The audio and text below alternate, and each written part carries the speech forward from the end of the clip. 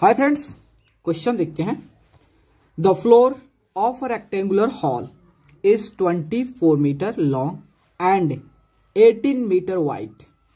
How many carpets each of length 2.5 metre length and breadth 80 centimetre will be required to cover the floor of the hall. देखो, question कर रहा है कि एक rectangular hall है। समझना क्वेश्चन को। एक रेक्टेंगुलर हॉल है जिसका लेंथ जो है 24 मीटर है और उसका जो ब्रेथ है वह 18 मीटर है, और उस रेक्टेंगुलर हॉल को कारपेट से कवर कर देनी है।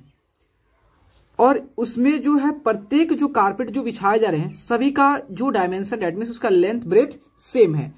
तो प्रत्येक का जो लेंथ है वह 2.5 मीटर है और ब्रेथ जो है 80 सेंटीमीटर है। तो कह रहा है कि बताओ उस रूम में, उस हॉल में, उस रेक्टेंगुलर हॉल में टोटल कितने कारपेट लगेंगे। टोटल कितने कारपेट लगेंगे। देखो, आप फॉर्मूला याद कर लोगे। कैसे याद करते हो?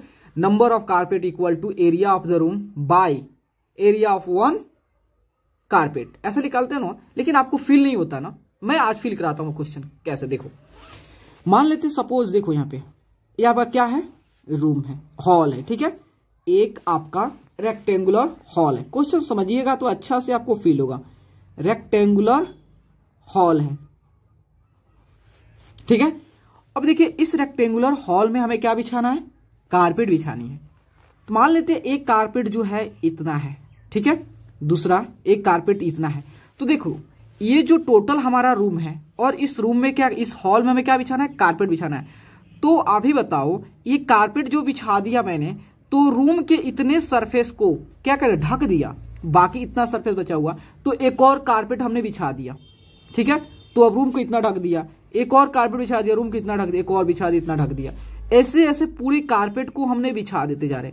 तो देखो, आप क्वेश्चन फील करो कि जो एरिया, रूम का जो एरिया होगा, क्वेश्चन समझिएगा, जो रूम का जो एरिया होगा वही हमारा टोटल कारपेट का एरिया होगा। जितना भी कारपेट बिछा दिया मैंने इस रूम में, अगर टोटल कारपेट के एरिया को अगर सम करोगे, क्या रूम के एरिया के इक्वल होगा कि नहीं होगा?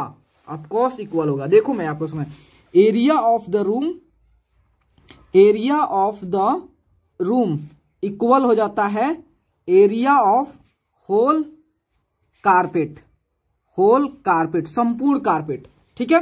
तो यहां देखना, एरिया ऑफ रूम, आप क्या याद करते हो मैं आपको बता रहा हूं। Area of the room equal to whole carpet. तो हमें तो पता है एक कारपेट का डायमेंशन हुआ है, लेकिन उसमें जितना भी कारपेट बिछाया गया सबका डायमेंशन सेम है। तो हम क्या कर रहे हैं? Area of one carpet, area of one carpet into N कर दे रहे हैं, इंटू नंबर ऑफ कारपेट कर दे रहा हूं। कारपेट समझना, नंबर ऑफ कारपेट कर रहे हैं। मतलब देखिए, हम क्या रहे हैं? एरिया ऑफ वन कारपेट, समझिएगा। एक मतलब जितना भी उसमें कारपेट बिछाया गया उसमें से हम क्या कर रहे हैं? एक कारपेट की एरिया निकाल रहे हैं, ठीक है। और जितना भी उसमें कारपेट बिछाया गया उससे मल्टीप्लाई कर दे रहे हैं। तो अगर उससे मल्टीप्लाई कर दोगे सारे कारपेट का एरिया निकल जाएगा। और आप यही नहीं याद करते हो जी, एरिया ऑफ द रूम, और आपका इधर मल्टीप्लाई में इधर आ जाएगा area of one carpet equal to number of carpet, number of carpet. आप यही चीज नहीं याद करते हो, यही नहीं याद करते। नंबर ऑफ कारपेट निकालने के लिए, नंबर ऑफ कारपेट निकालने का फॉर्मूला क्या याद करते हो? Area of the room by area of one carpet. यही याद करते हो आप, याद करते हो ना, लेकिन आपको फील नहीं होता है। लेकिन मैं आज आपको फील करा दिया कैसे होता है। आपका नंबर ऑफ कारपेट निकालना होता है तो कैसे होता है? Area of room by area of one carpet, ठीक है। तो सिंपली अब डाटा पुट करो। एरिया ऑफ रूम क्या होता है? L into B. Area of one carpet वह भी क्या है? एक रेक्टेंगल शेप में है, उसका भी फॉर्मूला होता है L इंटू बी, ठीक है। तो आप इधर ही करना तो जल्दी हो जाएगा। तो कितना है लेंथ? रूम के एरिया कितना है? 24। ब्रेथ कितना है? 18 है। कोई दिक्कत तो नहीं है। अब देखो, जो कारपेट है, कारपेट की एक कारपेट की लेंथ कितना है? उसमें कारपेट की लेंथ कितना है? 2.5 मीटर है, और उसकी ब्रेथ कितना है? 80 सेंटीमीटर है।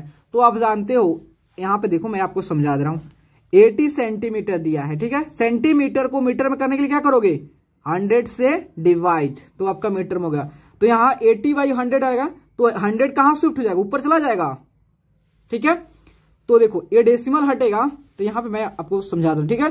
24 × 18/100 बाई कितना हुआ 25 इंटू आपका डेसिमल है इंटू 80, ठीक है। डेसिमल हटाओगे तो उसके पहले 1, डेसिमल में कितने डिजिट है, एक, तो एक जीरो पुट कर दो, ठीक है। तो देखो एक जीरो से जीरो कैंसिल हो गया, तो 25 चौका कितना होता है 100, और आपका 8 त्रिका कितना होता है 24, तो कितना हुआ 4 3 12 गुना 18, जोड़ो तो कितना होगा 12 इंटू 18 मल्टीप्लाई करो। जब 12 इंटू 18 का मल्टीप्लाई करोगे ना, तो आपका आएगा 216 कारपेट। मतलब जो होता है देखो 216 carpets are required to cover the hall, okay. तो प्लीज दोस्तों, अगर आपको वीडियो अच्छे लगे और आपके लिए अगर हेल्पफुल है, तो प्लीज चैनल को लाइक एंड सब्सक्राइब प्लीज जरूर करें, क्योंकि आपका लाइक एंड सब्सक्राइब ही हमें मोटिवेट करता है दोस्तों। Okay, thank you friends.